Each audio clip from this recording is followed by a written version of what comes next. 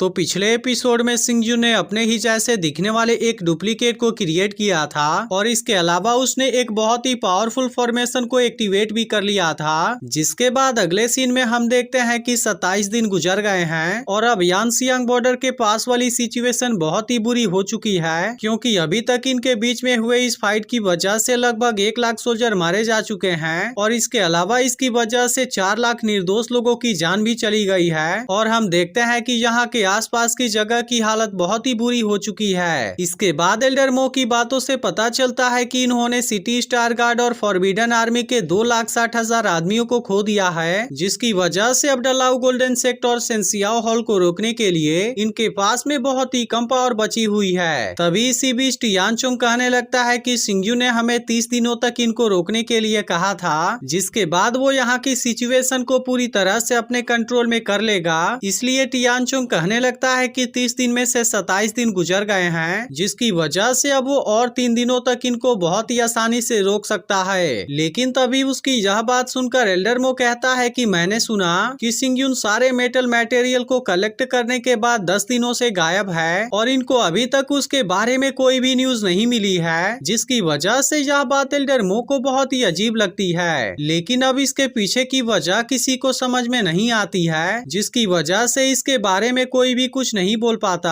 और तभी हम देखते हैं कि यहाँ पर आसमान में बहुत ही खतरनाक लाइटनिंग चमकने लगती है, जिसे देख यहाँ के सभी लोग पूरी तरह से हैरान हो जाते हैं। अब इस बात की वजह से एल्डर मो भी पूरी तरह से घबरा गया था और उसे भी समझ में नहीं आ रहा था कि यहाँ पर अचानक से क्या होने लगा है। तभी इसी वक्त इनके पास में इनका एक आदमी आता है जो इनसे बताता है कि डलाओ गोल्डन सेक्टर और सेंसियाओ हॉल ने अचानक से अटैक करना शुरू कर दिया है और हम देखते हैं कि वो आदमी बहुत ही ज्यादा डरा हुआ था, जो इनसे आगे बताता है कि डलाओ गोल्डन सेक्टर और सेंसियाओ हॉल अब यांसियांग बॉर्डर से केवल 3 मील्स की दूरी पर हैं। अब इसके बारे में पता चलने पर एल्डर मो भी बहुत ज्यादा परेशान हो जाता है और तभी टियानचोंग कहने लगता है कि उनको रात में अटैक करने की आदत हो गई है और क्या वो इस तरीके से बोर नहीं हुए हैं। इसके बाद वो सिटी स्टार गार्ड और फॉरबिडन आर्मी से फॉर्मेशन को एक्टिवेट करने के लिए कहता है और इसके अलावा टियानचोंग वुजिंग से अपने आर्मी के साथ भी अटैक करने के लिए कहता है, ताकि इसकी मदद से वो अपने ओपोनेंट के फॉर्मेशन को डिसरप्ट कर सकें। अब इसके बारे में सुनते ही वुजिंग भी एलाइट सोल्जर के ऊपर अटैक करने के लिए रेडी हो जाता है और इसके बाद वो एलाइट सोल्जर को मारने के लिए अपनी पूरी आर्मी को ऑर्डर दे देता है। इसके बाद ये सभी एक साथ मिलकर अपने सामने वाले एलाइट सोल्जर को मार देते हैं और फिर वुजिंग अपने आर्मी के साथ में मिलकर यहाँ पर एक फॉर्मेशन को एक्टिवेट कर देता है। लेकिन हम देखते हैं कि इस वक्त वुजिंग भी बहुत ज्यादा परेशान लग रहा था और फिर वो टियानजियो के फादर से कहता है कि अब तुम्हारे पास में कोई भी ऑप्शन नहीं है, जिसके बाद टियानजियो का फादर भी गुस्से में इनसे कहता है, क्या सच में? अब इतना कहने के बाद टियानजियो का फादर इनके ऊपर अपने सोल्जर से अटैक करने का ऑर्डर दे देता है, जिसके बाद हम देखते हैं कि एलाइट सोल्जर वुजिंग और उसके लोगों के ऊपर अटैक कर देते हैं और इस तरह से वो इनके बनाए हुए फॉर्मेशन को भी बहुत आसानी से तोड़ देते हैं। अब इसके वजह से वुजिंग और आर्मी इनके बीच में बुरी तरह से फंस गई थी, जिसे देख एल्डर मो को भी वुजिंग और उसके लोगों के बारे में चिंता होने लगती है, क्योंकि बिस्ट का झुंड भी अब यहाँ से वापस चला गया है। और अब इस तरह से डलाओ गोल्डन सेक्टर और सेंसियाओ हॉल ने अचानक से अटैक करके इनको बुरी तरह से फंसा दिया है, क्योंकि इस वक्त इनके पास में बहुत ही कम सोल्जर बचे हुए हैं। अब ऐसे सिचुएशन को देखते हुए टियानचोंग वुजिंग से अपने लोगों के साथ में वापस आ जाने के लिए कहता है, लेकिन हम देखते हैं कि वुजिंग भी इतने आसानी से हार मानने वाला नहीं था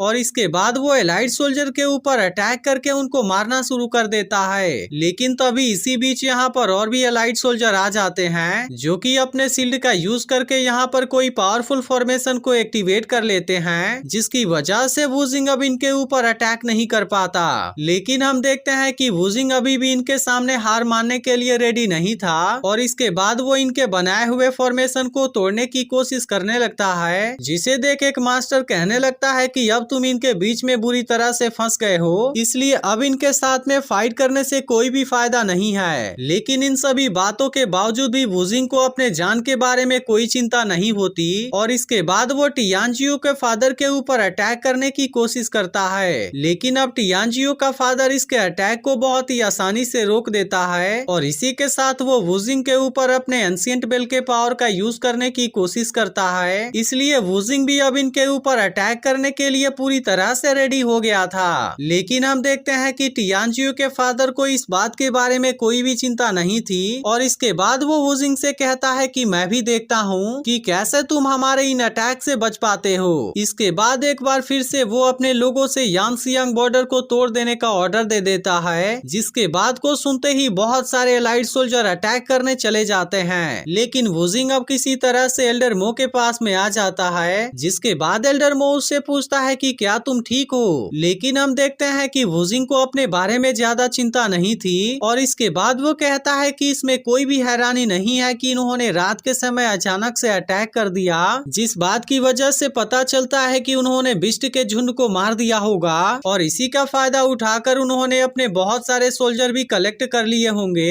इसके बाद हम देखते हैं कि एलाइड सोल्जर यांगसियांग बॉर्डर के तरफ बढ़ते ही आ रहे थे और अब इस बात की वजह से सभी को इसके बारे में बहुत ज्यादा चिंता होने लगी थी। इसके बाद हम देखते हैं कि चूहू भी बहुत ज्यादा परेशान हो गया था, क्योंकि एलाइड सोल्जर ने केवल कुछ ही समय में इनके 70% स्प्रिट फॉर्मेशन को तोड़ दिया था और इसी के साथ उन्होंने 10,000 सिटी स्टार गार्ड्स और फॉरबिडन सोल्जर्स को मार दिया होता है। इसके अलावा धीरे धीरे इनके दुश्मन का अटैक और भी पावरफुल होता जा रहा था, जिसकी वजह से अब इनको समझ में नहीं आ रहा होता है कि अब इनको क्या करना चाहिए। लेकिन एल्डर मो अब स्टार सिटी गार्ड और फॉरबिडन सोल्जर को अलर्ट कर देने के लिए कहता है, ताकि वे घोस्ट फॉर्मेशन के डिफेंस को और ज्यादा सहारा दे सकें और इस तरह से यांगसियांग बॉर्डर को प्रोटेक्ट किया जा सके। अब एल्डर मो के इस बात को सुनकर टियानचोंग और चूहू भी तुरंत रेडी हो जाते हैं, जबकि दूसरी तरफ हम देखते हैं कि सिंगयुन अभी भी हैवी स्वॉर्ड के फॉर्मेशन के अंदर था और इसी के साथ में हम देखते हैं कि वो अपने किसी मकसद में कामयाब भी हो गया होता है। इसके कुछ देर के बाद वो इस फॉर्मेशन से बाहर आ जाता है, जिसके बाद हम देखते हैं कि उसके अंदर कोई पावर एक्टिवेट हो रही थी। इसके बाद वो अपने डुप्लीकेट से कहता है कि मैंने 30,000 स्वॉर्ड को पिघला दिया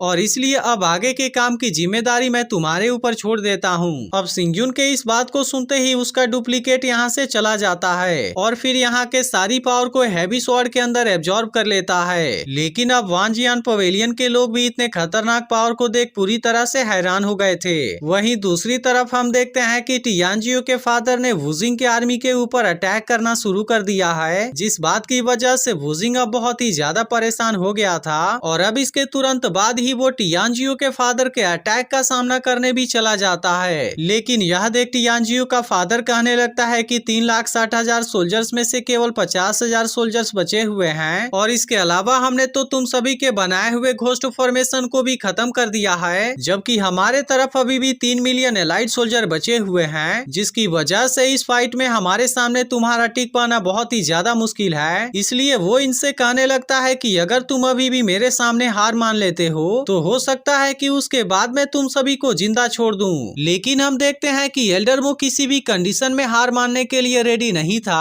और इसके बाद वो टियानजियो के फादर से कहता है कि अगर हम में से कोई एक भी जिंदा बचा रहेगा उसके बाद भी हम तुम्हारे सामने अपना हार नहीं मानेंगे। इसी के साथ वो टियानजियो के फादर से यह भी कहता है कि भले ही इस समय हमारी सिचुएशन पूरी तरह से बिगड़ी हुई है, लेकिन ऐसा भी हो सकता है कि हम तुम्हारी बात को गलत साबित कर दें। तब इसके इस बात पर टियानजियो का फादर हैरानी से कहता है, क्या तुम्हारे पास अभी भी हमें हराने के लिए कोई चांस मौजूद है? और अब ऐसी बातें करके वे सभी एल्डर मो का मजाक उड़ाना शुरू कर देते हैं, जिसके बाद एक मास्टर कहने लगता है कि तुम सभी की कल्टीवेशन और ताकत सिंगयुन से बिल्कुल भी कम नहीं है, लेकिन इन सब के बावजूद भी तुम सभी ने उसके सामने सरेंडर कर दिया। यह चीज तो तुम्हारे लिए सच में बहुत ही बुरी है। अब इसके तुरंत बाद ही टियानजियो का फादर इनके ऊपर अटैक करना शुरू कर देता है और फिर कहता है कि अब इस फाइट का आखिरी समय आ गया है, इसलिए मैं अब यांगसियांग बॉर्डर के वजूद को ही पूरी तरह से खत्म कर दूंगा। जिसके बाद हम देखते हैं कि एलाइड सोल्जर भी यांगसियांग बॉर्डर के तरफ तेजी से जाने लगते हैं। लेकिन अब इस बात से एल्डर मो भी बहुत ज्यादा परेशान हो गया था, क्योंकि अब ऐसे कंडीशन में वो इनको ज्यादा देर के लिए नहीं रोक सकते थे।